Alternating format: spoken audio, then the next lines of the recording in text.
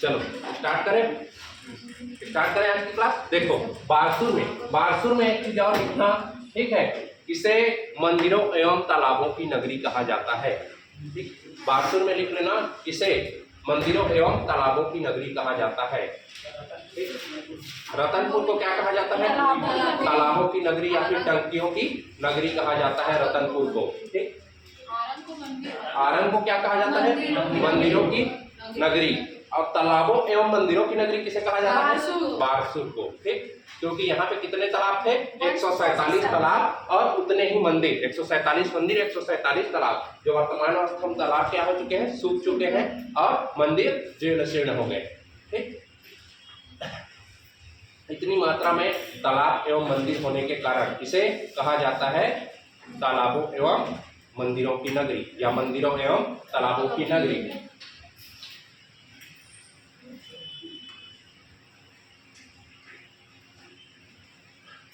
इतना लिख लिए? ठीक, लिख लिए। अब देखो, अब हम लोग चालू करते हैं आज पढ़ना। ठीक, इस साइड बारसूर से जस्ट नीचे आएंगे तो कौन सा जगह पड़ेगा? गीदम। ठीक, गीदम में आप लोगों को 3 जगह जानना है। 1 जगह, 2 और 3। गीदम से आप लोगों को क्या जगह जानना है? 3 जगह जानना है। ठीक है, गीदम से 3 जगह। ठीक, पहला जानना है जवांगा ग्राम है। ठीक, जवांगा ग्राम है। उसके बाद ये जो जगह है इसको कहा जाता है समलूर। कौन सा? समलूर। ठीक, ये जवांगा, दूसरा समलूर, तीसरा जानना है आप लोगों को गामा बाड़ा। ठीक, तीसरा जानना है आप लोगों को क्या? गामा बाड़ा। कौन कौन सा? पहला जवांगा ग्राम, दूसरा समलूर, तीसरा गामा बाड़ा। ठीक है, अभी लिखना नहीं है ना, किसी को लिखना नहीं है, पहले इसे समझ लो, उसके बाद आप लोगों को लिखने के लिए अलग समय दिया जाएगा। ठीक, पहला कौन सा जानना है? जवांगा। ठीक, हाँ, जवांगा या जावांगा। ठीक है, वृंदावन जाऊंगी ऐसा कुछ गाना है ना, वृंदावन जावांगा, ऐसा याद रख लेना, जवांगा ग्राम। ठीक, तो जवांगा, दूसरा कौन सा? समलूर, तीसरा गामा बाड़ा। ठीक, पहला जवांगा, दूसरा समलूर, तीसरा गामा बाड़ा। ठीक, ये जो जवांगा ग्राम है, इसी में बता दूं कि आगे बताऊं? इसी में बता देता हूं, चलो सुनो। जवांगा ग्राम है, इसको एजुकेशन सिटी, क्या?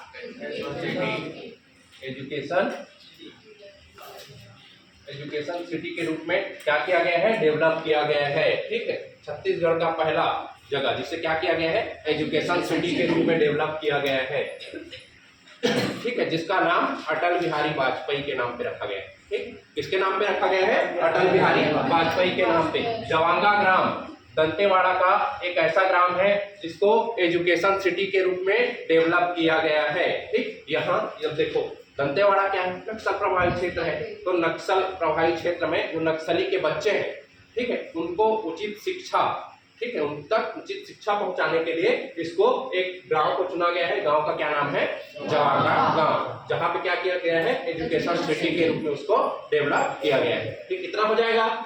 ठीक, समलूर। समलूर से आप लोगों को जानना है, यहाँ पे एक बहुत ज्यादा प्रसिद्ध मंदिर है।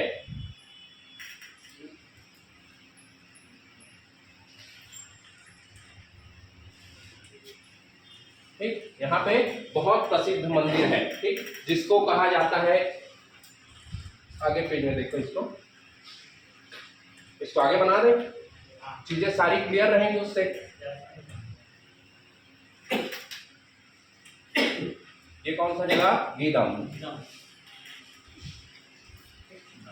ये कौन सा? दंतेवाड़ा।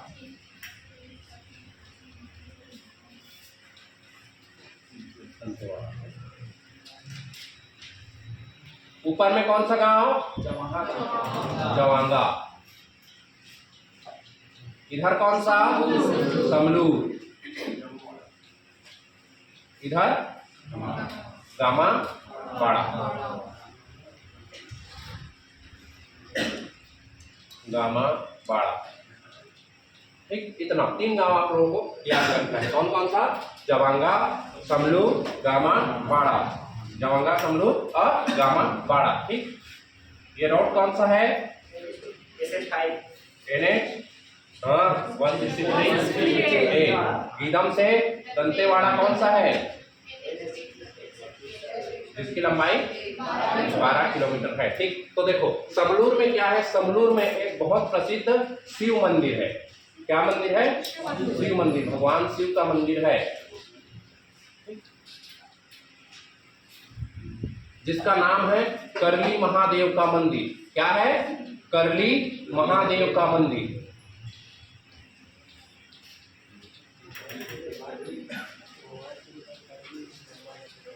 करली महादेव का मंदिर, इसको कहा जाता है क्या? करली महादेव का मंदिर। इसी के आगे में 2 गुफा है। गुफा आप लोगों को याद रखना है। ठीक है, ये हो गया गुफा।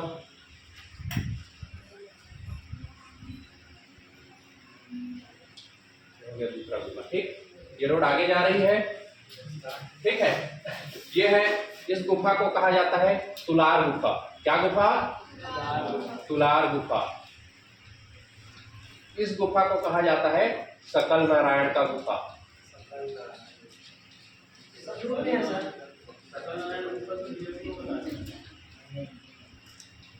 नहीं है? हाँ, समलूर से थोड़ा आगे जाओगे तो यहाँ पे है। ठीक है, अब देखो इससे को याद कैसे रखो। मैं तुम लोगों को बताया था ना, बाणासुर, उसकी राजधानी कहाँ थी? बारसूर। ठीक, बाणासुर कहाँ रहता था? बारसूर में रहता था। ठीक है, और ये सुबह के टाइम आता था करली महादेव का मंदिर, समलूर। ठीक है, सुबह टाइम आता था पूजा करने करली महादेव का मंदिर। ठीक, करली महादेव का मंदिर, भगवान शिव का उपासक था, भगवान शिव के मंदिर में जाएगा। सुबह टाइम आता था करली महादेव के मंदिर, और शाम को जाता था तुलार गुफा। तो तुलार गुफा किससे संबंधित होगी? भगवान शिव से। ठीक है, भगवान शिव से। ठीक, तो देखो ये जो करली मंदिर है, करली मंदिर, ठीक, इसमें जो शिवलिंग है उसको बीच से और ऊपर से, मतलब ऊपरी भाग और मध्य भाग को पकड़कर आप ऐसे घुमाओगे तो क्या होता है? पूरा चारों डायरेक्शन में घूम जाता है। ठीक है, ऊपर को और बीच को। ठीक, शिवलिंग है, उसके ऊपरी भाग और मध्य भाग को पकड़ कर ऐसे घुमाओगे ना तो क्या होता है? चारों दिशा में क्या हो जाता है? घूम जाता है। ठीक, इतना याद हो जाएगा। आप लोगों को ये याद रखना है कि करली महादेव का मंदिर और तुलार गुफा, करली महादेव का मंदिर और तुलार गुफा। बाणासुर सुबह के समय किसमें आता था? करली महादेव का मंदिर। शाम को कहा जाता था? तुलार गुफा। ठीक, तुलार गुफा। यहाँ भगवान शंकर और माता पार्वती।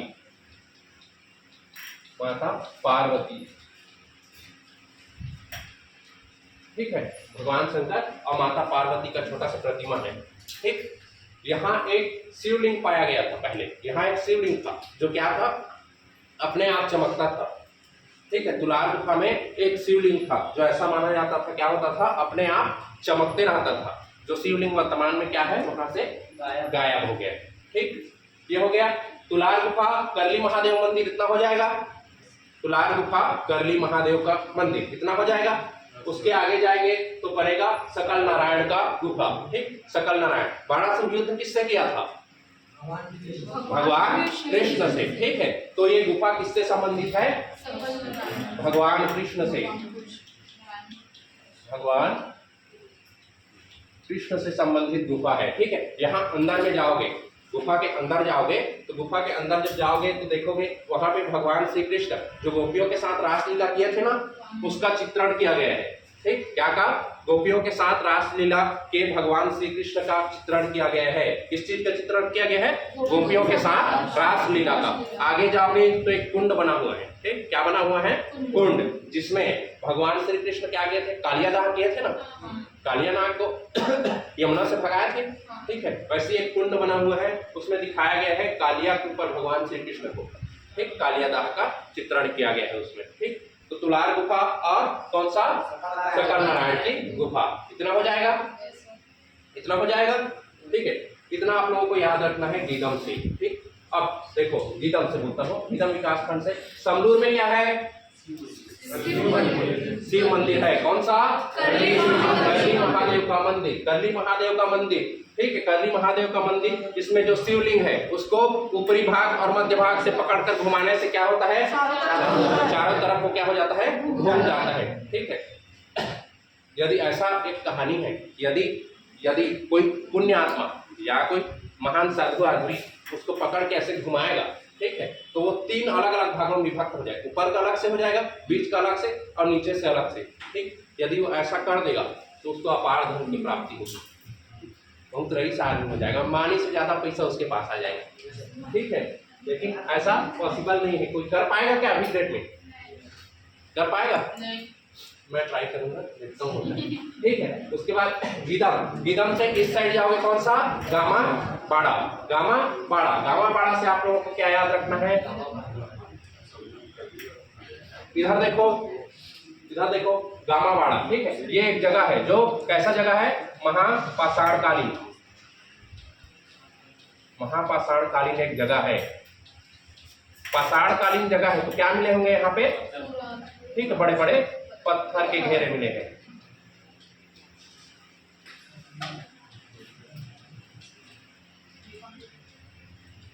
बड़े बड़े पत्थर के घेरे प्राप्त हुए हैं, कौन सी जगह से, गामा बाड़ा नामक जगह से। बाड़ी समझते हो ना, बाड़ी, ठीक है, ऐसी बाड़ा से याद रख लेना, गामा बाड़ा, गामा बाड़ा, गामा बाड़ा कौन का संबंध कौन से काल से है, महापाषाण काल, महापाषाण कालीन स्थल गामा बाड़ा कौन से जिले में है, दंतेवाड़ा जिले में है, ठीक है। इतना हो जाएगा, ठीक। गीदम के बाद अब नीचे आएंगे दंतेवाड़ा, गीदम से नीचे आएंगे दंतेवाड़ा, कौन सा रोड पकड़ के, कौन सा रोड पकड़ के, अच्छा, इसको बताया था ना हमने, उसी में लिखाया था, इसको क्या किया गया है, एजुकेशन सिटी, जिसको किसके नाम पे दिया गया है, अटल बिहारी वाजपेयी के नाम पे। ये 2013-14 में लगभग बनाया गया, नहीं 2015 में शायद, 2015 में, ठीक, रमन सिंह द्वारा, ठीक है।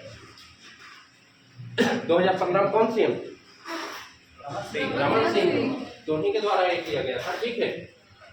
जवांगा जान नामक एक जगह है, उसको विकसित करके वहाँ के बच्चों को नक्सल प्रभावित क्षेत्रों से निकाल कर शिक्षा के बारे में उचित जानकारी देने के लिए दंतेवाड़ा में एक जगह है जिसका नाम क्या है, जवांगा, ठीक, वहाँ एजुकेशन सिटी बनाया गया था, ठीक। इतना याद हो जाएगा, चलो इतना को लिख लो।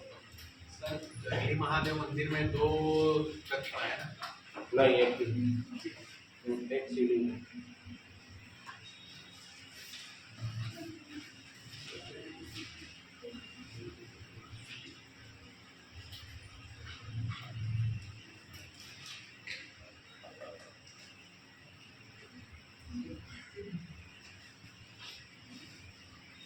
अब मैं तुलार गुफा यहाँ पे बना दिया हूँ, कहीं पे यहाँ पे दिया होगा, तो ऐसा नहीं है कि सर आप तो यहाँ बताए हो उसको यहाँ पे दिया है, ऐसा नहीं करना है, ठीक है।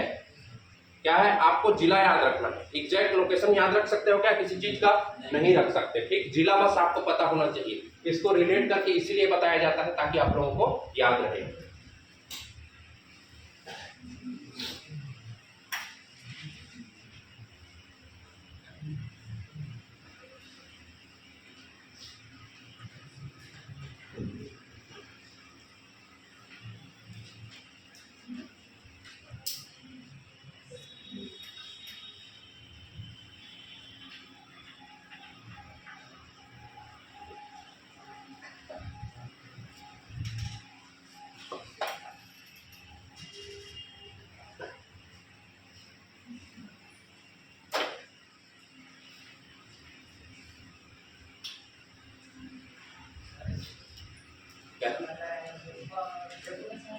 नहीं यार, कई कई जगह क्रिकेट बुक में दे दिया रहता है, सकल नारायण की बुक में तो ये भी दिया रहेगा, देखना आगे जो पढ़ेंगे, 7 धारा जलप्रपात बीजापुर में है,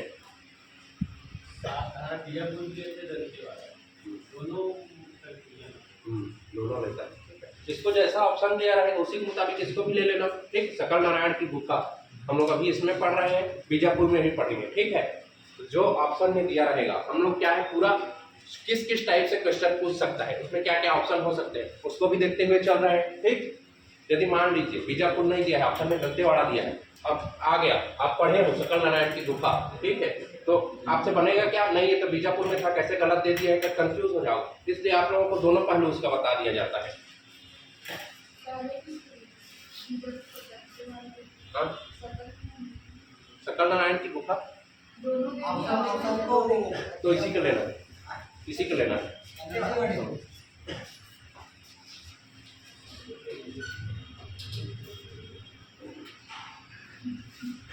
क्या हो गया, बीजापुर दिया इसलिए कंफ्यूज हो रहे हैं।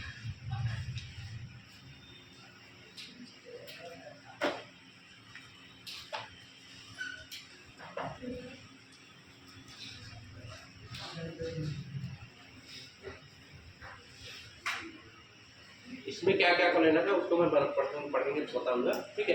सकल नारायण गुफा को क्या है, ये एकदम अभी यहाँ पे इसको बना लिए ना, ठीक है। इससे पहले सकल नारायण की गुफा, सकल नारायण की गुफा वो है यहाँ पर, देख लो उसकी स्थिति, ठीक।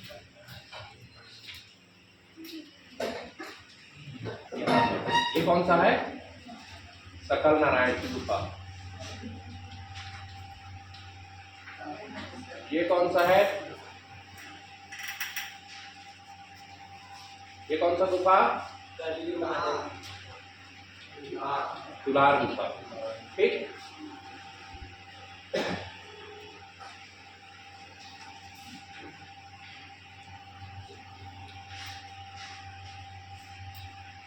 इतना हो जाएगा, इतना लिख लिए कि बचा है पुराना वाला, इसको लिख लिए ना, हो गया।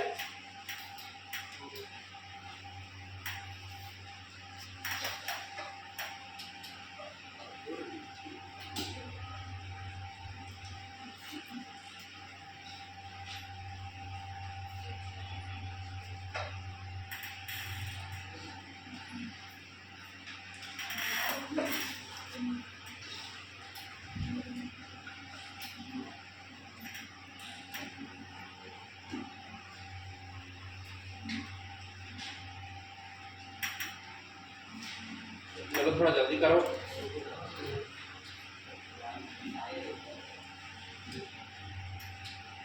यहाँ पर भी उसको बना लेना, जो जगह बनाए हो उसको, ठीक है। यहाँ पर सकल नारायण की गुफा, ठीक। अब इधर देखो, इधर देखो, यहाँ पे आप इस साइड आओगे, इस साइड आओगे तो ये वाला पूरा क्षेत्र, ये वाला, ठीक है। दंतेवाड़ा में कौन सी पहाड़ी है, ये है बैलाडीला की पहाड़ी, कौन सी,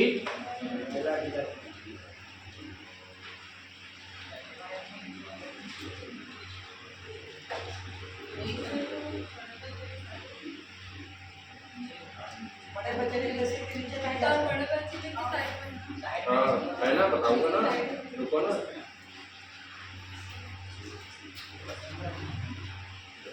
ठीक है। इस साइड आओगे, इस साइड, ठीक है। ये क्या जगह है, लो हो गया, बड़े बच्चे जी,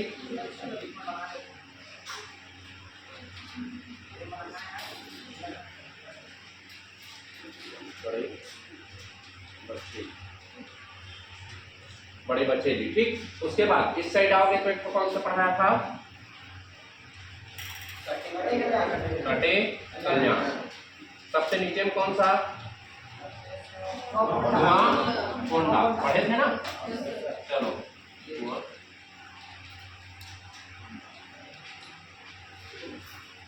इतना तक पढ़ लिए। ये कौन सी पहाड़ी है, बैलाडीला की पहाड़ी, ठीक। यहाँ से एक और पहाड़ है यहाँ, ठीक, इसी श्रृंखला का भाग है, उसको कहा जाता है डांगर डोंगरी की पहाड़ी, डांगर डोंगरी या डांगर डांगरी की पहाड़ी कहा जाता है, डांगर डोंगरी या डांगर डांगरी की पहाड़ी कहा जाता है, ठीक। आप लोगों के लिए ज्यादा इंपॉर्टेंट यही है, वहां से एक नदी का उद्गम होगा, इसलिए उसको बताया पर्वत को, ठीक। चलो इधर देखो, अभी लिखना नहीं ना किसी को, यहाँ से एक नदी का उद्गम होता है, ठीक, यहाँ से बैलाडीला की पहाड़ी से एक नदी का उद्गम होता है, यहाँ से ऐसे। ये नदी है संखनी नदी। कौन सी नदी? संखनी नदी। ठीक, डांगा डोंगरी की पहाड़ी से एक नदी का उद्गम होता है, इसको कहा जाता है डंकनी नदी। कौन सी नदी? डंकनी नदी। डंकनी नदी। ये कौन सी नदी? संकनी नदी। जाके किस में मिली? संकनी में। यहाँ से देखो,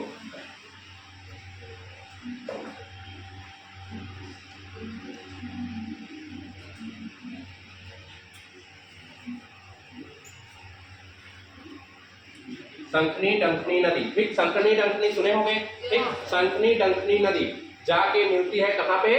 दंतेवाड़ा नामक एक जगह पे। दंतेवाड़ा नामक एक जगह पे क्या करती है? जाके वो मिलती है। ठीक, इनका संगम स्थल पूछा जाए कौन सा?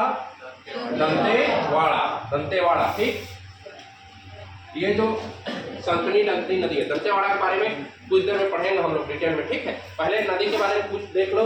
संकनी डंकनी नदी का संगम कौन से स्थल पे होता है? कौन से? दंतेवाड़ा। दंतेवाड़ा में क्या है? दंतेश्वरी माता का मंदिर है एक, है ना? ये मंदिर है दंतेश्वरी माता का मंदिर। इसके बारे में अभी डिटेल में हम लोग पढ़ेंगे। ठीक, अभी इधर देखो, ये जो संकनी डंकनी है, ये दंतेवाड़ा में जाके माता दंतेश्वरी के सूरत का दर्शन करने के बाद ठीक आगे निकलती है। माता किसके? दंतेश्वरी की प्रतिमा या फिर सूरत का दर्शन करने के बाद फिर आगे बढ़ना चालू होती है। वहां पे जाती है, माता दंतेश्वरी को प्रणाम करती है। ठीक है, वहां क्या करती है? उसकी सूरत को प्रणाम करती है। ठीक, सूरत से याद रखना, यहाँ पे एक जलप्रपात है, इसके दर्शन करती है सूरतगढ़ जलप्रपात। कौन सा जलप्रपात? सूरतगढ़ जलप्रपात। ये दिख रहा है सूरतगढ़? दिख रहा है कि नहीं दिख रहा है? सूरतगढ़ जलप्रपात। सूरतगढ़ जलप्रपात। ठीक, इतना हो गया? इतना हो गया? इससे थोड़ा सा ये नदी थोड़ा और आगे जाती है, आगे जाती है। उसके बाद यहाँ पे एक जलप्रपात बनाती है। ठीक, यहाँ पे एक जलप्रपात बनाती है, जिसको हम लोग बस्तर में देखे थे, मेदनी घूमर जलप्रपात। मेदनी घूमर जलप्रपात। मेदनी घूमर जलप्रपात। ठीक है, कौन सा? मेदनी घूमर जलप्रपात। इसे याद रखना, एक और नाम है इसका, हाथी दरहा जलप्रपात भी कहा जाता है। कौन सा? हाथी दरहा जलप्रपात। हाथी दरहा जलप्रपात कौन से जिले में है? दंतेवाड़ा जिले में। ठीक, उसके बाद ठीक है, ये हो गया संकनी डंकनी नदी के बारे में। संकनी नदी, संकनी नदी में निकलती है कहाँ से? बैलाडीला की पहाड़ी। बैलाडीला की पहाड़ी किस क्रम के चट्टान से बनी है? धारवाड़ क्रम की, जिससे लौह अयस्क की प्राप्ति होती है। ठीक है, तो ये नदी जब निकलती, जिस पहाड़ से निकलती है, वहां के पहाड़ को तोड़ते हुए या फिर उसके आसपास को मिट्टी को ले जाते हुए जाती है। ठीक है, पहाड़ में जो भी मिट्टी के साथ बह जाता है उसको लेते लेते जाती है, तो यहाँ लोहा की प्राप्ति होती है। ठीक है, तो यह नदी आगे जाती है। ठीक, तो उसमें लोहे के कुछ कुछ कण समाहित हो जाते हैं। इसलिए इस जो संकनी नदी का जो पानी है, ठीक है, रक्ताब लाल है। कैसा है?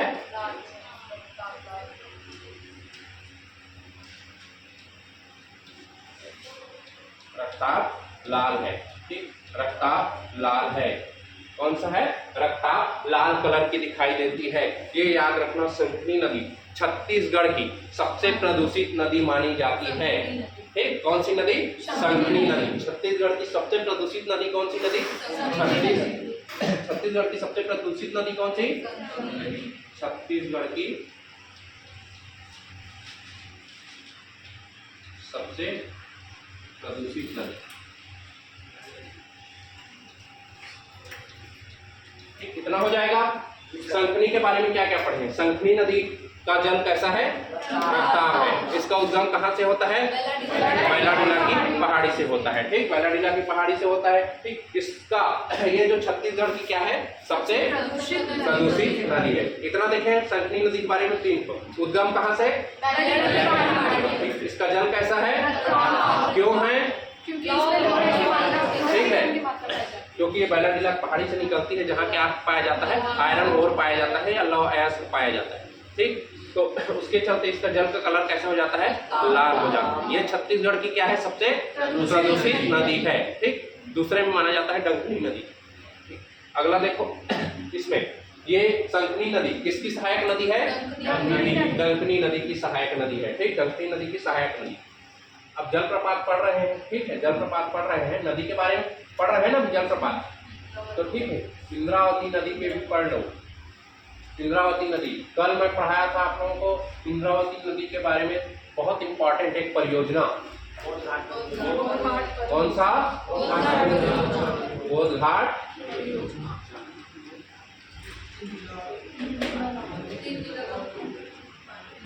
इससे कितने जिलों को लाभान्वित किया जा रहा है? 3 जिले। ठीक, कौन कौन सा? पहला बस्तर, दंतेवाड़ा, फिर बीजापुर। ठीक, डायग्राम में देखे हो ना? ठीक, छत्तीसगढ़ का मैप सबसे पहले इधर देखो कौन सा है? बस्तर, जब फिर दंतेवाड़ा, फिर बीजापुर। छत्तीसगढ़ का नक्शा बनाना आता तो है। ठीक, बस्तर पहले, फिर उसके बाद दंतेवाड़ा, फिर बीजापुर। ये जो बोध घाट है वो कौन से जिले में बनाया गया है? दंतेवाड़ा जिले में। ठीक, इसी के आगे जाओगे, इसी के आगे जाओगे तो यहाँ पर एक जलप्रपात मिलेगा। ठीक, क्या मिलेगा? एक जलप्रपात। इसको कहा गया है 7 धारा जलप्रपात। 7 धारा जलप्रपात क्या कहा गया है? 7 धारा जलप्रपात। 7 धारा जलप्रपात कौन से जिले में है? दंतेवाड़ा जिले में। ठीक, इसको कई जगह में बीजापुर भी दिया हुआ है ना, दोनों के बीच में है इसलिए। ठीक है, तो इसलिए इसको ले लिया जाता है। लेकिन यदि ऑप्शन में दोनों दिया है, ऑप्शन में यदि दोनों दिया है तो कौन सा लेना है? दंतेवाड़ा लेना है, याद रखना। ठीक है, दंतेवाड़ा जिले में 7 धारा जलप्रपात। इसका नाम क्यों पड़ा?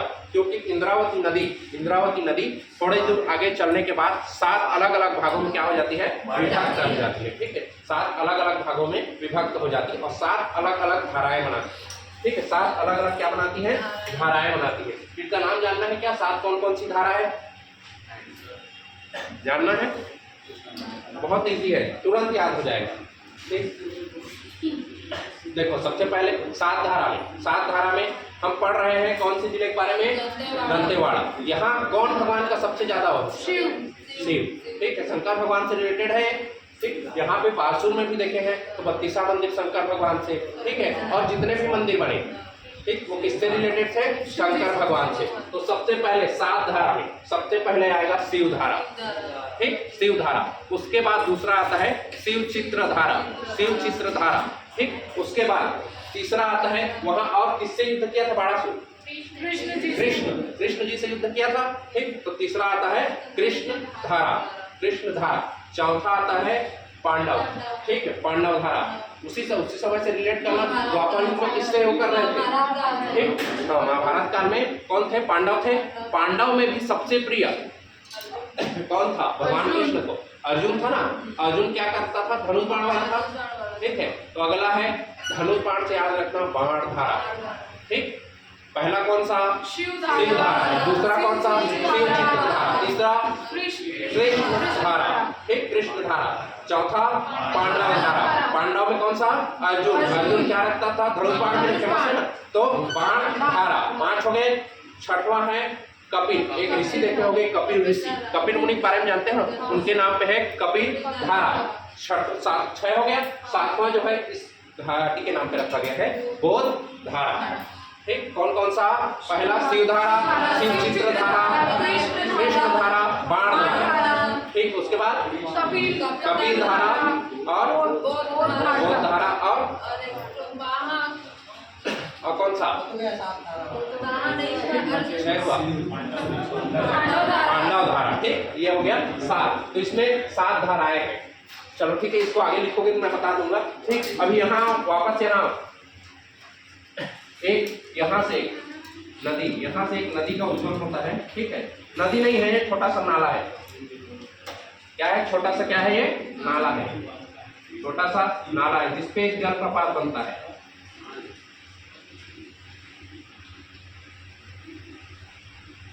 इसको कहा गया है फूलपाड़। क्या?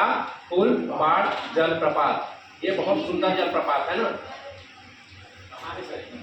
ये दंतेवाड़ा में, ठीक है। ये वहां पे जगह नहीं है, इसलिए इधर कहीं पे है, वहां पे बना दिया हमने। कहाँ है ये भी याद नहीं रहता है, कौन से जिले में है, ठीक। एग्जैक्ट लोकेशन हर चीज का नहीं बताया जा सकता, ठीक है। तो फूलपाड़ जलप्रपात, फूलपाड़ जलप्रपात कहाँ पे है? दंतेवाड़ा जिले में, ठीक। एक छोटा सा नाला है, वहां पे एक छोटा सा नाला है, नाला का नाम कुरुम नाला है। क्या नाला है? कुरुम नाला। कुरुम नाला नामक एक छोटा सा नरवा, नरवा जानते होगे ना, है ना, वैसे छोटा सा नरवा है, जिससे अब उधर क्या है? पहाड़ी क्षेत्र है, तो पहाड़ी क्षेत्र से यदि पानी गिरेगा, ठीक, तो उसको हम लोग झरना बोलते हैं, उसे क्या बोला जाता है? जलप्रपात। तो ये जब नाले का पानी, कुरुम नाले का पानी नीचे गिरता है, बहुत सुंदर एक जलप्रपात बनाता है, जिसको क्या कहा जाता है? फूलपाड़ जलप्रपात। तो जलप्रपात में कितने जलप्रपात? तीन या फिर 4। पहला कौन सा? पहले कौन सा? सूरतगढ़ जलप्रपात, ठीक है, सूरतगढ़ जलप्रपात, ठीक। माता दंतेश्वरी की सूरत के दर्शन करने के बाद ये नदी माता दंतेश्वरी को प्रणाम करके आगे बढ़ती है, ठीक। और दूसरा, उसी में आगे जाके एक और जलप्रपात आती है, मेदिनी घूमर जलप्रपात, ठीक। इतना हो जाएगा। फिर अगला है सात धारा जलप्रपात, सात धारा जलप्रपात। उसके बाद एक और जलप्रपात कौन सा? फूलपाड़ जलप्रपात। इतना हो जाएगा। 4 जलप्रपात, कौन कौन सा? सूरत, मेदिनी, ठीक, और सात धारा, और चौथा फूलपाड़ जलप्रपात। इसको लिखना चाहो तो लिख लेना, ये कुरुम नाले पे बनता है, ठीक। कुरुम नाले पे मैं लिखाऊंगा, अभी लिखना नहीं अभी किसी को, ठीक है। कुरुम नाले पे बनता है। उसके बाद अब देखो यहाँ पे बैलाडीला की पहाड़ी में आओ, सबसे इंपॉर्टेंट है बैलाडीला की पहाड़ी। बैलाडीला की पहाड़ी की जो सबसे ऊंची चोटी है, ये जो सबसे ऊंची चोटी है, ठीक, इसको कहा जाता है बैला। बैला को जानते हो ना? बैला में सबसे ऊंचा कौन सा माना जाता है? सबसे पवित्र नंदी बैला माना जाता है, ठीक। तो इसी कहा जाता है नंदीराज की चोटी। कौन सी? नंदीराज की चोटी, जिसकी हाइट 12-10 मीटर है, ठीक। कितने हैं? 12-10 मीटर। ये छत्तीसगढ़ की दूसरी सबसे ऊंची चोटी है। छत्तीसगढ़ की दूसरी सबसे ऊंची चोटी कौन सी? नंदीराज की चोटी। कौन से पहाड़ी पे है? बैलाडीला की पहाड़ी।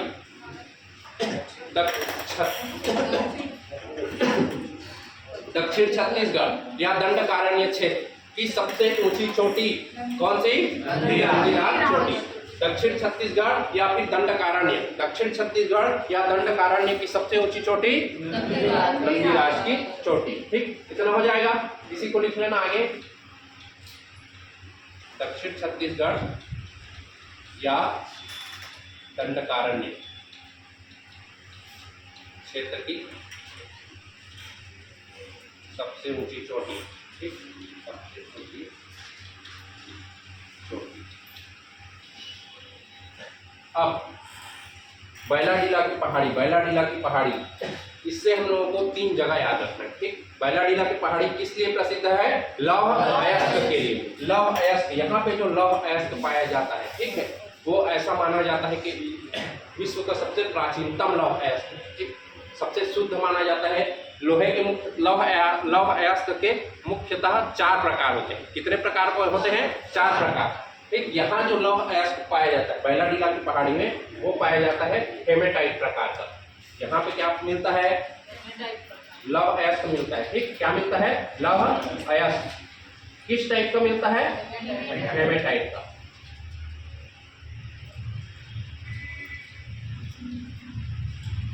हेमेटाइट, ठीक।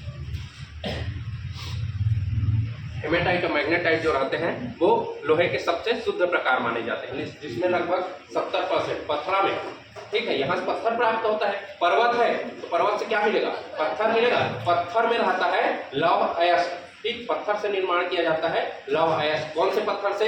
कौन से क्रम के? धारवाड़ क्रम के पत्थर से निर्माण किया जाता है लोहे का। ठीक है, तो ये लौह अयस्क मुख्यतः 4 प्रकार के होते हैं, जिसमें सबसे शुद्ध जो रहता है कौन सा? मैग्नेटाइट और हेमेटाइट। ठीक, मैग्नेटाइट और हेमेटाइट। यहाँ पाया जाने वाला कौन सा है? हेमेटाइट। हेमेटाइट यहाँ लौह अयस्क पाया जाता है। ठीक है, तो इसके लिए एनएमडीसी द्वारा बैलाडीला के आसपास के क्षेत्र में तीन ठो खनन क्षेत्र स्थापित किए गए। ठीक है, 3 ठो क्या किए गए हैं? खनन क्षेत्र स्थापित किए गए। सबसे पहले याद रखना, एक सीरीज में याद रखना इसको ऐसे करके। सबसे पहले किरंदुल। कौन सा? किरंदुल। दूसरा बचेली, एक पहाड़ी के नाम पे बैलाडीला। ठीक, यहाँ पे तीनों जगह पे क्या किया गया है? एनएमडीसी। ये जो लौह अयस्क मिल रहा है, ठीक है, इस पहाड़ से मिल रहा है, तो इसका खनन भी तो करना पड़ेगा। तो एक कंपनी है जिसका नाम क्या है? एनएमडीसी। इसके द्वारा इस क्षेत्र पे क्या किया जाता है? लोहे का खनन किया जाता है, जिसको ठीक है, इसको रेल लाइन के माध्यम से एनएमडीसी द्वारा खनन किया गया, इसको रेल लाइन के माध्यम से भेज दिया जाता है। ये कलर दिखेगा क्या? देखते, दिखा? ऐसे करते हुए इसको भेज दिया जाता है विशाखापट्टनम बंदरगाह से जापान को निर्यात कर दिया जाता है। ठीक, ये हो गया रेल लाइन। क्या है ये? Rail line. तो बैलाडीला की पहाड़ी में 3 जगह याद रखना है। कौन कौन सा? किरंदुल, बचेली और बैलाडीला। कौन सा? किरंदुल, बचेली और बैलाडीला। किरंदुल में एनएमडीसी की फर्स्ट स्थापना की गई थी। ठीक है, एनएमडीसी की जो फर्स्ट इकाई है वो किरंदुल में स्थापित की गई थी 1968 में। ठीक, उसके बाद दोबारा जो स्थापित की गई, उसके बाद वो बचेली में की गई था 1980 में। उसके बाद तीसरा स्थापित की गई 1988 में। ठीक, 1900 पहला 68, 80, 88। पहला 68, 80, 88। 68, 80, 88। ठीक, पहला कहाँ? किरंदुल में कब? 1968। छत्तीसगढ़ में स्थापित एनएमडीसी की पहली इकाई कहाँ स्थापित की गई? किरंदुल में। ठीक, दूसरा बचेली, तीसरा बैलाडीला। इतना याद हो जाएगा। ठीक, इसको यहीं पे देख लें कि इसको एक काम करते हैं। देखो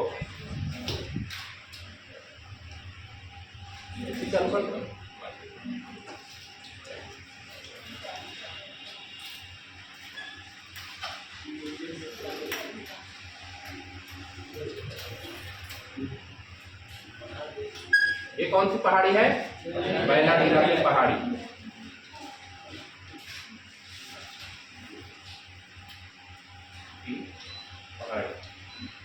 यहाँ से एक नदी का उद्गम हुआ। नदी क्या नाम है? संखनी नदी। ठीक, ये कौन सी नदी? संखनी नदी। यहाँ से ये जो सबसे ऊंची चोटी है, ये ऊंची चोटी क्या कहा जाता है? नंदीराज चोटी। नंदीराज की चोटी, इसकी हाइट कितनी है? 1210 मीटर। ठीक है, बैलाडीला की पहाड़ी में कौन सा अयस्क पाया जाता है? लौह अयस्क। ठीक है, लौह अयस्क। ये कौन से क्रम के तहत चट्टान से बना हुआ है? धारवाड़ क्रम के। ठीक है, उसके बाद क्या देखे थे हम लोग? यहाँ पे 3 जगह। ठीक है, देखे थे।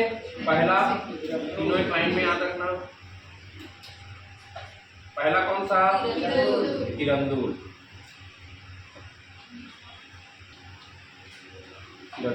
दूसरा कौन सा? बचेली। तीसरा कौन सा? बैलाडीला। इतना हो जाएगा। ठीक है। किरंदुल में एनएमडीसी, तीनों जगह क्या है? एनएमडीसी। एनएमडीसी फुल फॉर्म ठीक। चलो इसमें यहाँ किरंदुल में कब स्थापित किया गया? 1968। बचेली में 1980। ठीक। बैलाडीला में 1988 में स्थापित किया गया था। ठीक। इतना हो जाएगा, इतना हो जाएगा। अब इसके बाद आप लोगों को जानना है कि बैलाडीला की पहाड़ी है। ठीक। ये विश्व की एक प्राचीनतम पहाड़ी मानी जाती है। ठीक है। प्राचीनतम यहाँ पे जो धारवाड़ क्रम की चट्टानें पाई जाती है। ठीक। ये विश्व की प्राचीनतम चट्टानों में शामिल है। बैलाडीला में पाई जाने वाली धारवाड़ क्रम की चट्टान विश्व की प्राचीनतम चट्टान में शामिल है। ठीक। उसके बाद यहीं पे एक जगह है, यहाँ पे एक जगह है, जगह का नाम है फरसपाल। फरस गांव में तो पढ़े हैं ना? कहाँ है? ये है फरसपाल। फरसपाल नामक एक जगह है जहाँ पे एक भव्य प्रतिमा है जिसको हम लोग देखे हैं फोटो में। एक भगवान गणेश जी की, जिसको कहा जाता है ढोलकल गणेश की प्रतिमा। ढोलकल गणेश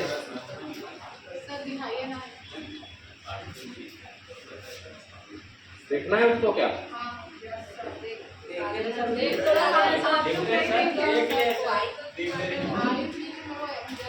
ठीक है। वहाँ पे क्या है? ढोलकल गणेश का प्रतिमा है। ठीक है। चलो इधर देख लो। बहुत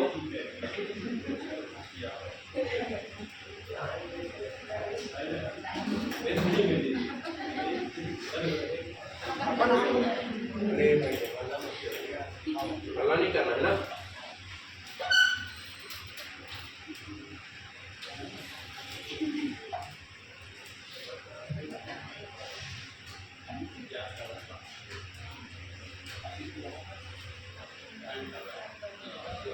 देखो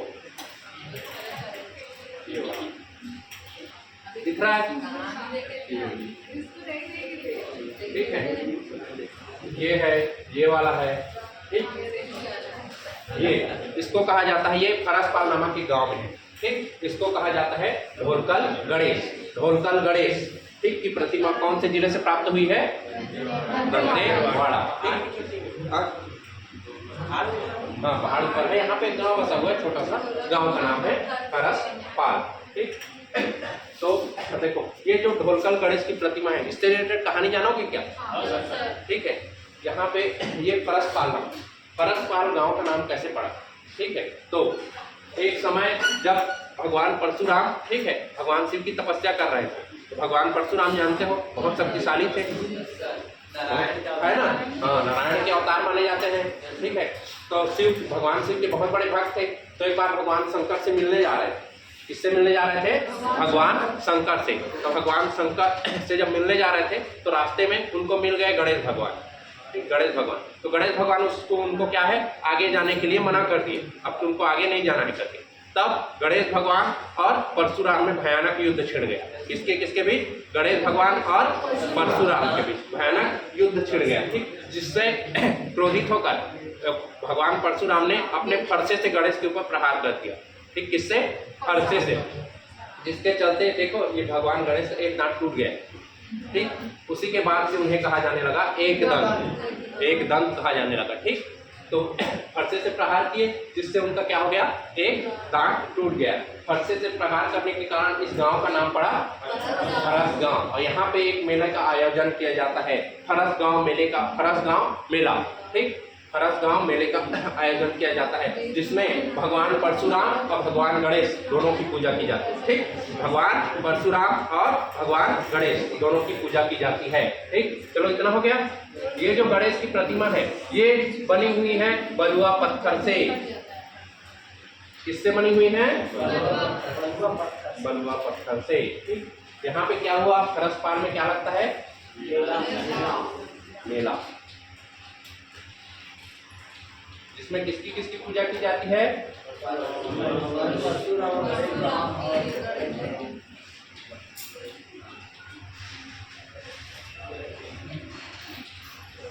इसका प्राचीन इतिहास जानोगे तो उसको सुन लिए रहो। खरस-पाल के बारे में जब मैं दिखाऊंगा तब उसको कहानी को लिखना चाहोगे कि बस सुनना है? सुनना है, ठीक है। सुन के याद रखो खरस गांव क्या हुआ था करके। एक मिनट,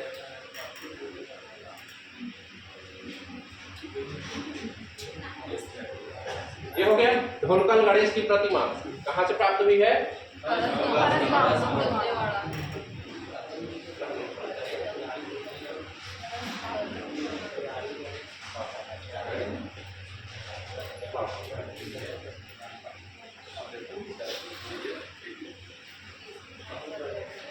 ठीक, ये हो गया खरस-पाल। खरस-पाल के बारे में हम लोग कहानी सुन ले। खरसा से प्रहार किए, खरसा से प्रहार किए तो क्या हुआ?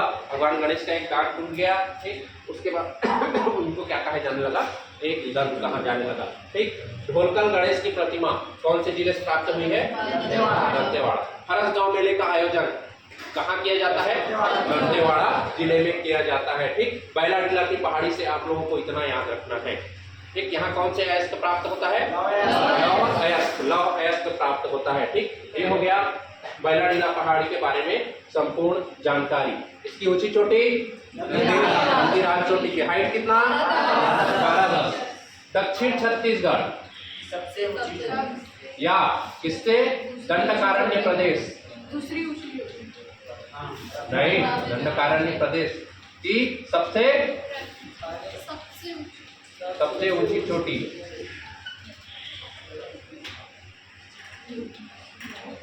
ऊंची चोटी दंडकारण्य प्रदेश या दक्षिण छत्तीसगढ़ की सबसे ऊंची चोटी कौन सी? नंदीराज की चोटी। छत्तीसगढ़ की सबसे ऊंची चोटी ये नहीं है, याद रखना ना, गौरलाटा है जो सामरी पार्ट में है, उसके बारे में जब पढ़ेंगे तब देखेंगे। छत्तीसगढ़ की दूसरी सबसे ऊंची चोटी कौन सी? नंदीराज की चोटी। इतना हो गया बैलाडीला की पहाड़ी के बारे में। ठीक, अब इसके बाद वापस आओ।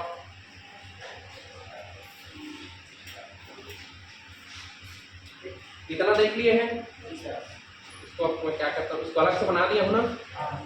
ठीक, तो इसको हम क्या करते हैं, यहाँ से उठा देते हैं, अलग से इसका बना हुआ है।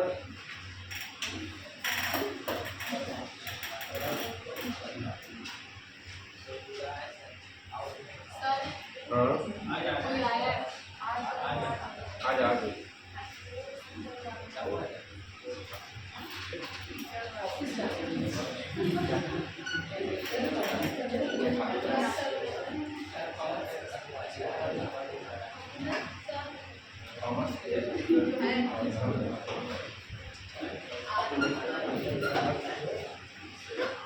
चलो इधर देखो उसी चीज को बता रहा हूँ।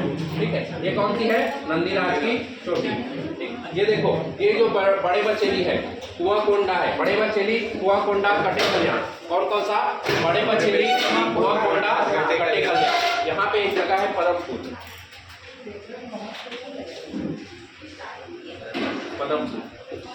ठीक, कौन सा जगह? पदमपुर।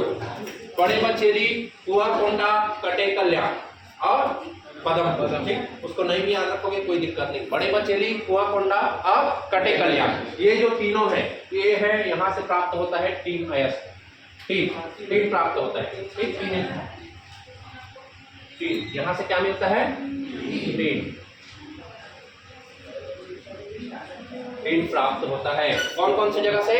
बड़े बचेली कुआंकोंडा और कटे कल्याण, तीनों जगह से टीन प्राप्त होता है। बड़े बचेली कुआंकोंडा कटे कल्याण, बड़े बचेली कुआंकोंडा कटे कल्याण, तीनों से क्या प्राप्ति होती है? टीन। ये जो टीन खनन का काम है, ठीक है, टीन खनन का काम है, ये किया जाता है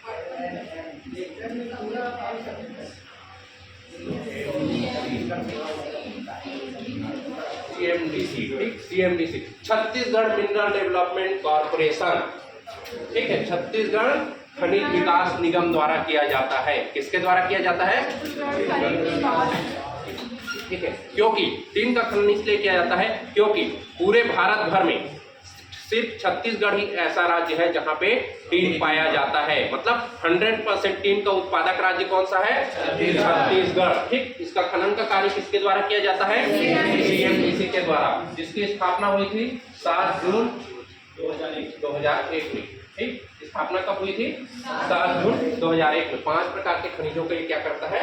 खनन का कार्य करता है। ठीक। सीएमडीसी की स्थापना कब हुई? 5 जून 2001। कटे कल्याण, बड़े बचेली, कुआकोंडा में कौन सा पाया जाता है धातु?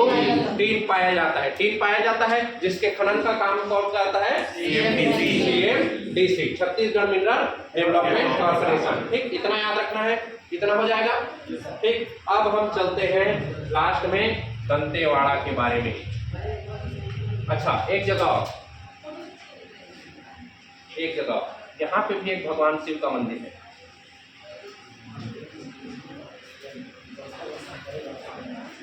ठीक, एक है यहाँ पे देखो सकल नारायण गुफा है ना, सकल नारायण गुफा।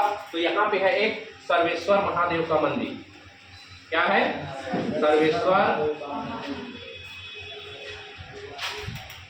महादेव का मंदिर। कौन सा?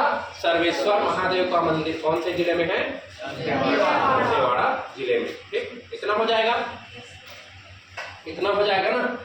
ठीक, अभी लिखने का समय दूंगा मैं। अभी दंतेवाड़ा के बारे में चलो पढ़ते हैं। लास्ट टॉपिक रहेगा हमारा दंतेवाड़ा। ठीक,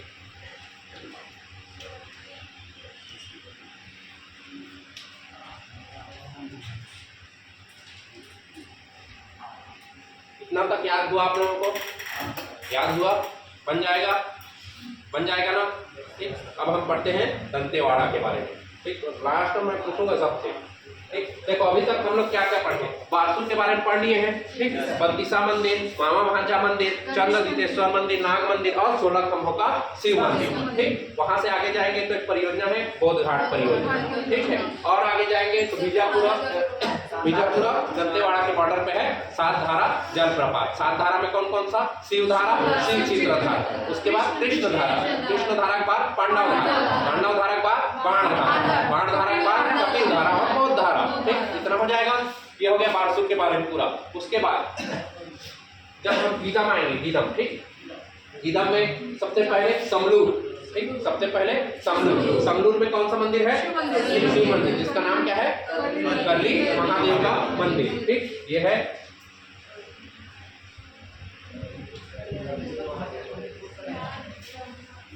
करली महादेव का मंदिर, करली महादेव का मंदिर। ठीक, इतना हो जाएगा समलूर। दूसरा है जवांगा ग्राम। ठीक, जवांगा ग्राम क्या के रूप में डेवलप किया जा रहा है? एजुकेशन सिटी के रूप में। अगला है गामा बाड़ा। गामा बाड़ा क्या है? महापाषाणकालीन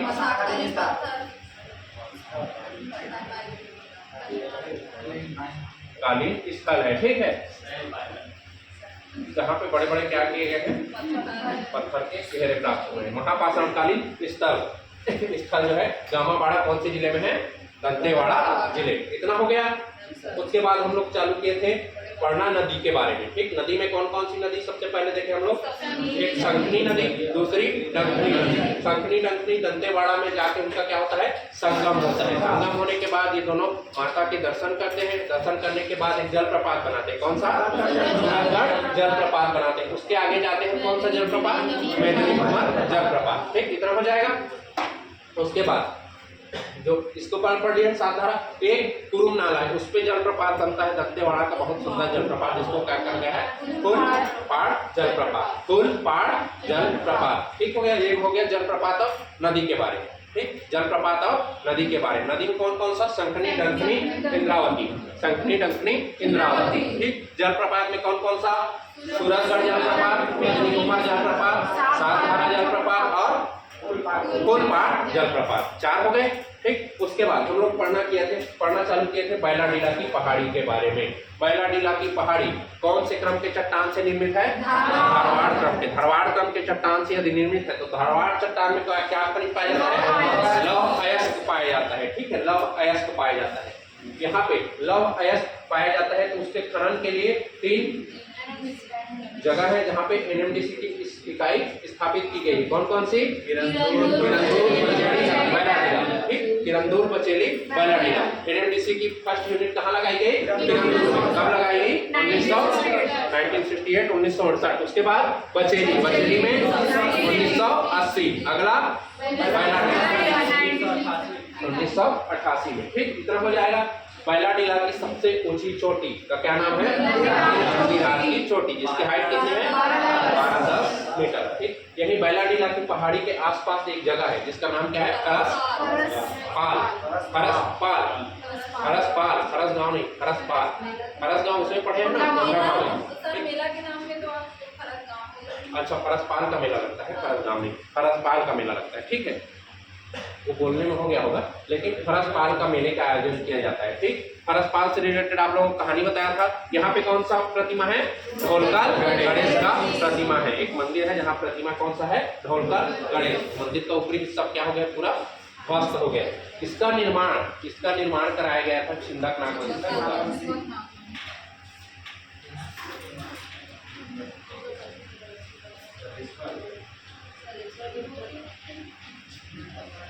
ठीक, इतना हो जाएगा। बैलाडीला के बारे में इतना पढ़ लिए।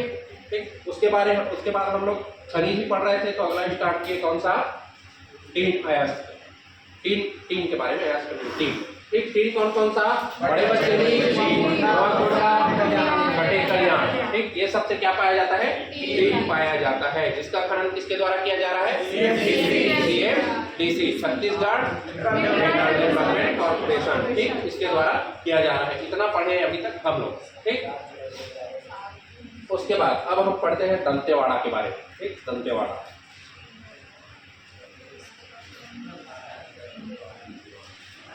अब हम पढ़ते हैं किसके बारे में? दंतेवाड़ा।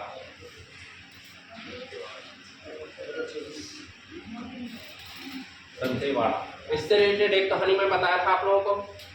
ठीक है, यहाँ पे क्या गिरे हैं? हाँ, माता सती के दांत गिरे। इसलिए इस जगह का नाम हो गया दंतेवाड़ा। ये 52वां शक्तिपीठ माना जाता है। ठीक है, 52वां शक्तिपीठ माना जाता है। इसके बारे में ये है पौराणिक कथा। ठीक, ऐतिहासिक कथा इसके बारे में है कि यहाँ एक समय की बात है, एक राजा, ठीक है, राजा का नाम था अन्नमदेव। अन्नमदेव क्या है? वारंगल के क्षेत्र में राज्य करता था। ठीक है, जो छत्तीसगढ़, उड़ीसा और आंध्र प्रदेश का हिस्सा है। मैक्सिमम आंध्र प्रदेश का हिस्सा आता था। ठीक है, उसमें क्या करता था? ये शासन करता था। वो था माता का बहुत बड़ा भक्त। वो एक दिन निकला घूमने। ठीक, कहाँ गया? जंगल घूमने गया, जंगल या शिकार पे गया जंगल। तो वहां पे उसको एक माता रानी की प्रतिमा दिखाई दी। ठीक, माता रानी क्या दिखी? प्रतिमा। ठीक, तो क्या था? अन्नमदेव माता रानी क्या था? भक्त था। ठीक है, वो प्रतिमा को जैसे ही देखा, वहां पे साफ सफाई किया और वहां पे तपस्या करने लगा। ठीक, क्या करने लगा? तपस्या करने लगा। तब माता रानी उसकी तपस्या से खुश हो गई, उसको प्रकट होके उससे आशीर्वाद मांगने को बोली। ठीक है, बोलते हैं ना, देखे होंगे सीरियल में, मांगो तुम्हारी क्या इच्छा है वाला, देखे हो ना? तो ऐसी प्रकट हो गई, तो बोली कि तेरे क्या चाहिए मांग करके। तो ये राजा था, तो ये बोला मेरे को अपना साम्राज्य विस्तार चाहिए। ठीक है, मतलब अधिक क्षेत्रों पर राज करना चाहता था। तो ठीक, तो माता उसको बोली कि ठीक है, तू मेरी मूर्ति पकड़ के जहां जहां तक पैदल जाएगा वो पूरा क्षेत्र तेरा होते जाएगा। ठीक है, तो ये बोला कि ठीक है, ये मैं आपकी शर्त मान लूंगा, लेकिन इसके लिए मेरी भी एक शर्त है कि मैं जहां रहूंगा आपको मेरे साथ साथ आना पड़ेगा। ठीक है, तो माता रानी उसकी शर्त को मान लेती है। ठीक, माता रानी प्रसन्न होकर उसको आशीर्वाद देने को बोलती, क्या मांगने को बोलती है? क्या मांगने को बोलती है?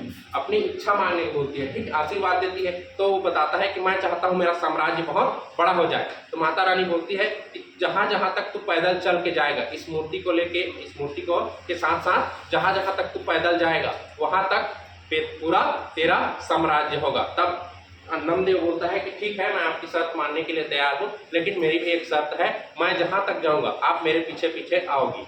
ठीक है, तो ऐसे कर देवी माँ भी मान जाती है। फिर अन्नमदेव चलते रहता है, चलते चलते जाते रहता है, पूरा जंगल चलते चलते जाते रहता है। ठीक, तो माता रानी के पैरों की वो घुंघरू पहने रहती है, उसकी आवाज़ आते रहती है। जैसे ही संकनी डंकनी नदी के संगम पे जाता है, तो यहाँ पे संकनी डंकनी नदी के संगम पे कोई सा भी नदी पे जाओगे वहाँ पे रेत रहता है। ठीक है, रेत में जब चलता है तो आवाज़ आना बंद हो जाता है। तो अन्नमदेव को हो जाता है शंका। ठीक, अन्नमदेव को डाउट हो जाता है कि माता मेरे पीछे पीछे नहीं आ रही करके। ठीक, तो क्या करता है? पलट के देख देता है। क्या करता है? पलट के देख देता है। तो माता रानी पलट के जब देखता है वहीं पे स्थापित हो जाती है, और वो मूर्ति इतनी भारी हो जाती है कि दोबारा वो उठा नहीं पाता है। ठीक, इसलिए वहीं पे वो एक मंदिर बना देता है जिसको कहा गया है दंतेश्वरी देवी का मंदिर, ठीक, दंतेश्वरी माता का मंदिर। ठीक, दोनों कहानी आप लोगों को पता चल गया। माता सती के दांत गिरने से पड़ा दंतेवाड़ा। ठीक, दूसरा अन्नम देव क्या करता है, माता की पूजा करता है, तपस्या करता है, माता उसको आशीर्वाद देती है, ठीक है, प्रसन्न होके। तो अन्नम देव क्या करता है, मेरा साम्राज्य विस्तार हो जाए। माता बोलती है मैं तेरे साथ साथ आऊंगा, लेकिन जहाँ तू पीछे पलट के देखा मैं वहीं पे स्थापित हो जाऊंगा। ठीक, तो क्या करता है, अन्नम देव मान लेता है, चलते चलते जाता है शंखनी टंकनी नदी के पास। जब वो पहुंचता है तो आवाज आना बंद हो जाता है। तो क्या करता है, अन्नम देव पीछे पलट के देखता है, पीछे पलट के देखता है तो क्या होता है, मूर्ति वहीं पे स्थापित हो जाती है। दोबारा उठाने की कोशिश करता है, नहीं उठा पाता है। ठीक, वो एक सीरियल एक मूवी आया था, देखे होंगे, जहां तक मेरी आवाज जा रही है करके बहुत चिल्लाते रहता है जोर से। आदिवासी वाला नहीं आया था? हाँ हाँ, रावण वाला। हाँ हाँ हाँ, सौंप वाला मूवी था। ठीक है, तो दंतेवाड़ा के बारे में आप लोगों को जानना है। दंतेवाड़ा में क्या है, एक प्रसिद्ध मंदिर है।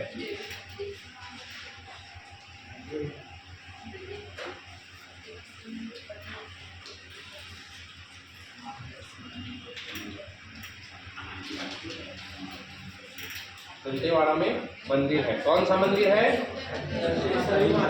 दंतेश्वरी माता का मंदिर।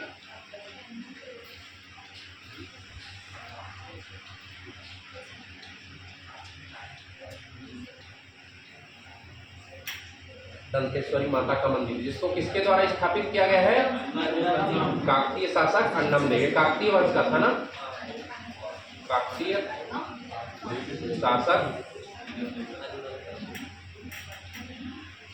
अन्नम देव, ये स्थापित किया है लगभग इसको 1300-1400 ऐसे कुछ ईस्वी में किया है। तो माना जाता है 14वीं शताब्दी में।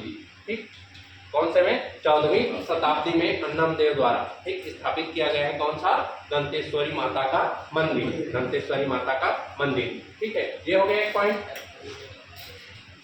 दूसरा पॉइंट तो आप लोगों को याद रखना है, अन्नम देव, ये नाम याद रखना ना, कि काकतीय वंश का संस्थापक भी है। इतिहास जब पढ़ेंगे तब हम लोग इसको फिर पढ़ेंगे कि यहाँ पे काकतीय वंश की नींव रखी और एक मंदिर का निर्माण किया करके। ठीक, कौन से शासक, अन्नम देव द्वारा। ठीक, यहाँ से आप लोगों को एक और चीज जानना है, यहाँ पे एक जनजाति है, माड़िया जनजाति।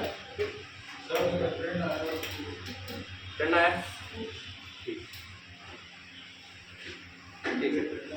ठीक, यहाँ पे कौन सी जनजाति है, माड़िया जनजाति, जिसके द्वारा यहाँ पे एक समय में दंतेश्वरी माता के मंदिर में नर बलि दी जाती थी। ठीक, नर बलि मतलब समझते हो ना, क्या, हाँ, आदमियों की बलि, नर मत छोटे बच्चों की नहीं, ना ही बूढ़ों की, जो जैसे आप लोग जैसे, ठीक है, आप लोग जैसे हो ना, उन लोगों की बलि दी जाती थी। और जिस आदमी की बलि दी जानी रहती है, ठीक, उसको पहले से बता दिया जाता था कि ये आदमी की बलि दी जाएगी। ठीक, उसकी बलि दी जाती थी एक खास दिन में। जिस आदमी की बलि दी जाने रहती थी उसको बता दिया जाता था कि तेरी अब बलि दी जानी है।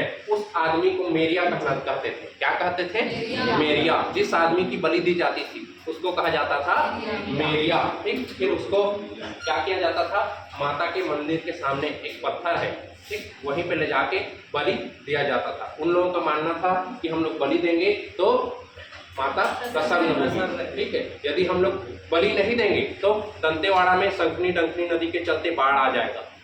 ठीक, शंखनी डंकनी के चलते क्या आ जाएगा, बाढ़ आ जाएगा या फिर भूकंप आ जाएगा। ठीक, उन लोग ये मानते थे, एक मन में वहम पाल के रखे थे। ठीक है, कि ऐसा हो जाएगा करके। क्या हो जाएगा, या तो बाढ़ आ जाएगा या फिर भूकंप आ जाएगा, जिससे पूरा दंतेवाड़ा क्षेत्र क्या हो जाएगा, बर्बाद हो जाएगा, तहस नहस हो जाएगा। ठीक, ये कौन सी जनजाति, माड़िया जनजाति द्वारा। ठीक, माड़िया जनजाति द्वारा यहाँ पे क्या किया जाता था, नर बलि।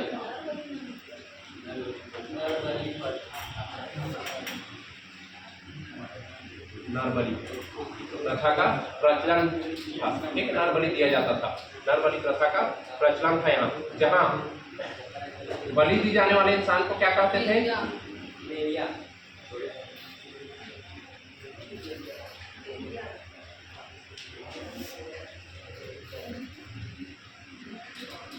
मेरिया कहते थे। ठीक है, मेरिया कहते थे, बलि दी जाने। अभी भी नहीं दिखते हैं कई कई जगह, अभी बकरा का बलि देते हैं, ठीक है। हाँ, वो खाने के लिए देते हैं, वो बात अलग है, ठीक है। भैंस का भी तो बलि चढ़ाते हैं। हाँ? भैंस का भी तो बलि चढ़ाते हैं। अब चढ़ाने वाले तो आदमी का भी चढ़ा देते हैं, नहीं चढ़ाते हैं। देखना कई कई जगह पुल उल बनते रहता है ब्रिज है ना, तो ऐसी इसी में सुनी थी सर, दंतेवाड़ा वाले मंदिर में घोड़े का भी। हाँ, तो अब अलग अलग जानवर का बाद में चालू हुआ, ठीक है। जब जैसे कि मनुष्य का बलि दे रहे थे, उसके बाद बंद किए, तो किसी और जानवर को उन लोग क्या है बलि देना चालू कर दिए, और उससे दो फायदा होता था। बलि उन लोग बलि देते थे, उसको खा अलग देते थे, ठीक है। तो देखे हो ना, बकरा का बलि देते हैं ना, है ना, इसलिए दिया जाता है। मेन तो वही रहता है, खाना है। गए हो कभी ऐसी जगह में? हाँ, हनुमान, हाँ, वहाँ पे दिया जाता है ना, माजी माता को खाए हो वहाँ पे? चंद्रहासी माता के मंदिर में भी दिया जाता है, ठीक, चंद्रपुर में, ठीक। अब तो फिलहाल बंद हो गया है। बलि दी जाने वाले व्यक्ति को क्या कहा जाता है? मेरिया। बलि दी जाने वाले व्यक्ति को कहा जाता है मेरिया। जब अंग्रेज आए तो उन्होंने इस प्रथा को क्या कर दिया? बंद कर दिया। किन्नर बलि एक गलत प्रथा है करके अंग्रेजों द्वारा इसको क्या कर दिया गया? समाप्त कर दिया गया। इसके विरोध में एक आंदोलन हुआ था, ठीक है, उसको हम लोग इतिहास में पढ़ेंगे, ठीक। कौन सा विद्रोह हुआ था करके, ठीक, मेरिया विद्रोह कहा जाता है, ठीक। हिडिंबा मांझी के द्वारा किया गया था, उसको इतिहास में पढ़ेंगे। यही पढ़ेंगे बहुत ज़्यादा एकदम बहुत ज़्यादा कंजेस्टेड हो जाएगा, फिर याद रखने में दिक्कत होगा, ठीक। इसके द्वारा नाम याद रखना चाहो तो यहाँ नाम याद रखना हिडिंबा मांझी, नहीं भी याद रखोगे कोई दिक्कत नहीं, ठीक। यहाँ से दो चीज याद रखना है। यहाँ क्या क्या है? दंतेश्वरी माता का मंदिर है, जिसका निर्माण किसके द्वारा कराया गया है? अन्नमदेव, ठीक। कौन से वंश से संबंध है? काकतीय वंश, ठीक, काकतीय वंश। यहाँ पे जो माड़िया जनजाति है, उनके द्वारा कौन सी प्रथा? किन्नर बलि प्रथा का प्रचलन था, जिसको अंग्रेजों द्वारा बंद करा दिया गया। बलि में जो जिस व्यक्ति की बलि दी जाती थी, उसको क्या कहा जाता था? मेरिया, ठीक। कितना हो जाएगा? इतना में आपका दंतेवाड़ा हो जाता है खत्म। हाँ हाँ हाँ, ठीक है, औद्योगिक क्षेत्र टेकनार, ठीक। अब इतना सारा वो पढ़ रहे हैं, ठीक है। तो एक औद्योगिक क्षेत्र कहाँ जगह का, चलो यहाँ पे एक औद्योगिक क्षेत्र है, ठीक। क्या है ये? औद्योगिक क्षेत्र। जगह का नाम है टेकनार।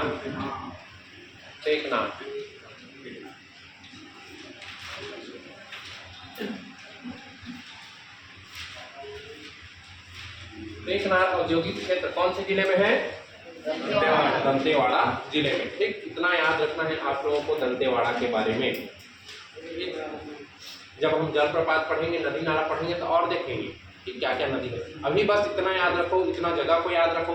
कुछ जगह छूटा है जिसको पर्यटन में, लेकिन आप ये मान के चलो कि इसमें दंतेवाड़ा जिला पड़ रहे हैं, हमारा 70% जलप्रपात खत्म हो गया, 70% पर्यटन खत्म हो गया, 70 से 80%, ठीक है। जितना भी है मैं यहाँ कोशिश करता हूँ कि आप लोगों को जिले अनुसार बता दिया जाए। आपको क्या काम करना है? आपको जाना है, इसको कम से कम 8 से 10 बार घर में रिवाइज करो, ठीक। रिवाइज करोगे तो चीज़ें एकदम आसान लगने लगी, फिर आपको एकदम बोली याद हो जाएगा, ठीक है। फिर पूछा जाएगा फुलपाड़ जलप्रपात, पदमपुर, दुनिया भर का जो भी पूछा जाए आपके दिमाग में तुरंत क्लिक करेगा, ठीक। अभी इसको लिखना है कि इसका पीडीएफ भेजते हैं, समझ में आएगा? आ जाएगा? चलो, तो अभी तो टाइम नहीं हुआ है, अभी बताओगे फिर। नहीं हुआ है? कितना बजे है? 1:30 में छोड़ूंगा, उससे पहले पूछता हूँ। मेरा भी तबीयत खराब है, मेरे जैसा पढ़ाने का मेरा भी मन नहीं कर रहा जाता है, ठीक है। लेकिन